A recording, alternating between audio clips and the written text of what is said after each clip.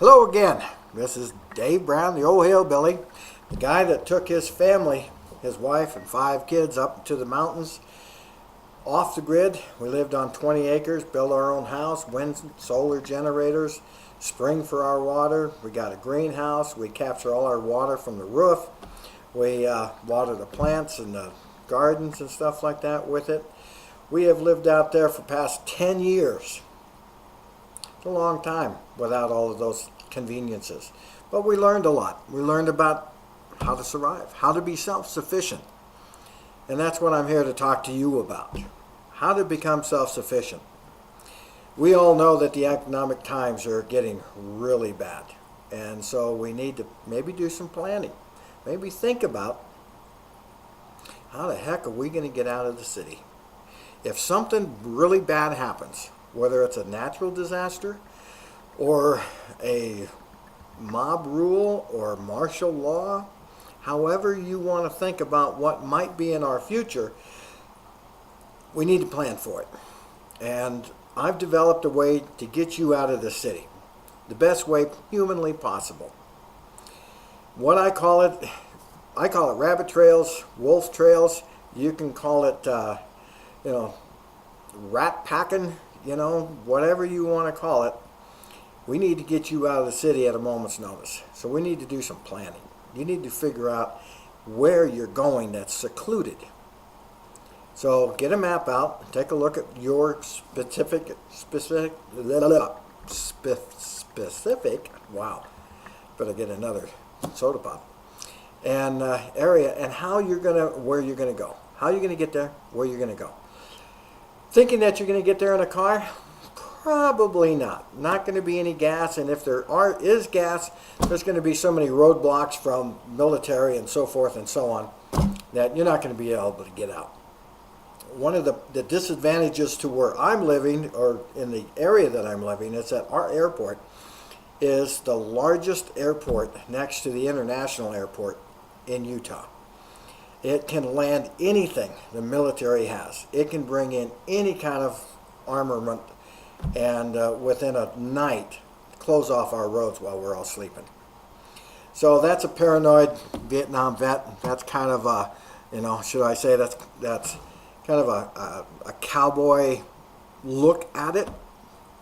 So this cowboy says we're going to have some problems or something like that. Maybe we are. I don't know. But I'm here to tell you how to plan, how to put it together. Okay? So let's, like I said, let's get the map out. Let's figure out where we're going and how we're going to get there. If you have children, you're going to have to get them out of the schools. That could be a real problem. I'm going to address that down the road. Let's say you have the kids and the wife and your friends, and you're ready to move. You're ready to get out. You've got your walkie-talkies and all of the other equipment that you need that I'm going to talk to you about it later. How to get out, what you need to have on hand to get you out of the city. So let's talk about a wolf trail, rabbit trail, whatever you want to call it. Here's how you do it. You figure out how far you need to walk from your house to wherever you're getting to, and to the outskirts of the city, and that's where you want to put your first stash. And how do you stash this stuff? What are you going to need? Okay, so here's what we need. We are going to get a PVC pipe, a 4 or 6 inch PVC pipe. We're going to cut it into 2-length sections. On the bottom of that PVC pipe, you're going to glue or screw a cap onto the bottom. Next, you're going to put in some newspaper.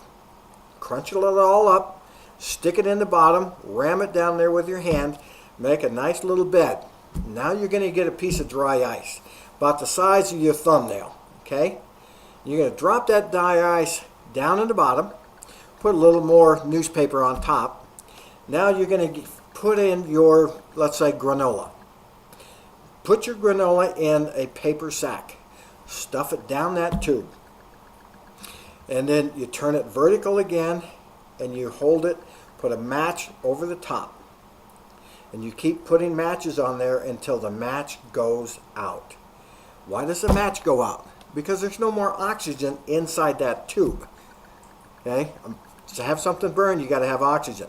With the dry ice, you've got carbon dioxide. So I mean, it's gone.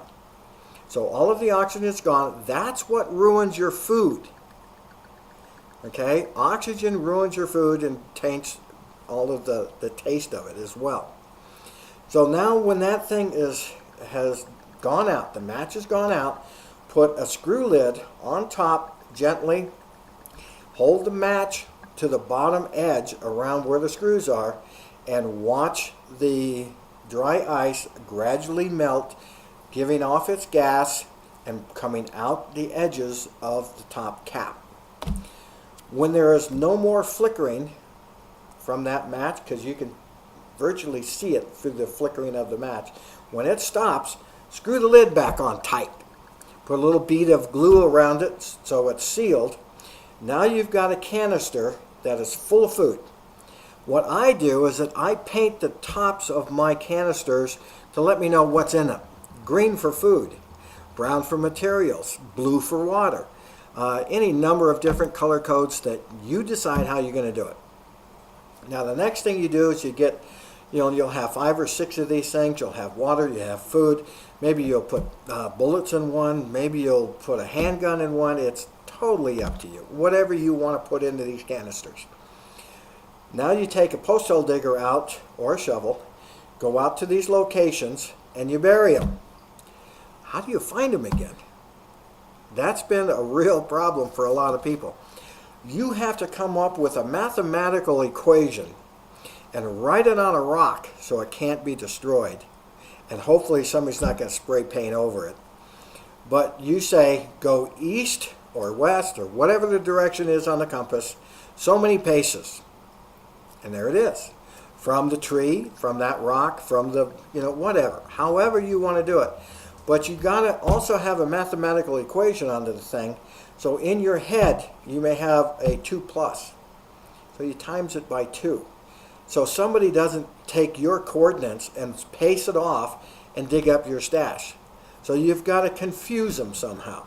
So you multiply it, divide it. It might mean steps. It might mean paces. It may mean body lengths. So whatever you decide, now you can find your stash. And you bury that stash, and then you go another distance, maybe 10 miles, 15, 20 miles, whatever you think your family can do, and you bury another one until you get to your place of refuge. And once you have your place of refuge, you have other stashes which has the materials that you need, like plastics and tarps and ropes and hammers and nails and whatever else that you've planted in that area so that you could build a home away from home. And hopefully it won't be long. But then again, you may be out there for the duration.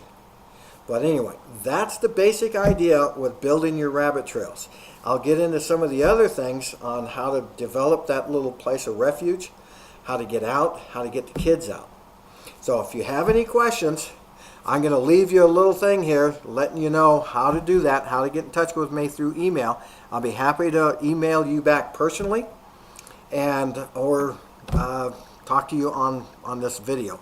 Watch the rest of the videos. I've got a bunch of them on here. Take a look. Anyway, that's it on rabbit trails.